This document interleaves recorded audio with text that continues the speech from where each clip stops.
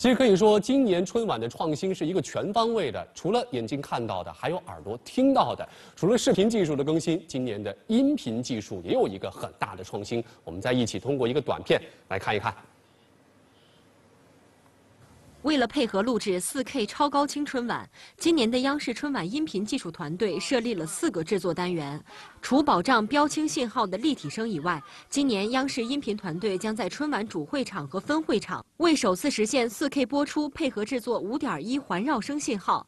届时，观众坐在家中就可以欣赏到媲美专业影院的视听效果。 同时，春晚音频团队的另外一个重要岗位是音乐元素播放员，他负责春晚所有的歌曲、主持人背景音乐和所有小品播放的现场特效。音乐素材的数目近200个。您看，这是我们播放这个音乐音效的同事，他会一直盯着这个屏幕。去年的时候，他在小品播放的时候，宁可流了眼泪，也不能眨一下眼，就生怕错过一个音效的播放。 任何一个环节可以说是必须是精确、聚精会神。每年春晚直播结束之后，央视都会应观众需求多次重播春晚。往年春晚重播前，演职人员的台词字幕制作都需要人工速记核对，耗费大量人力物力。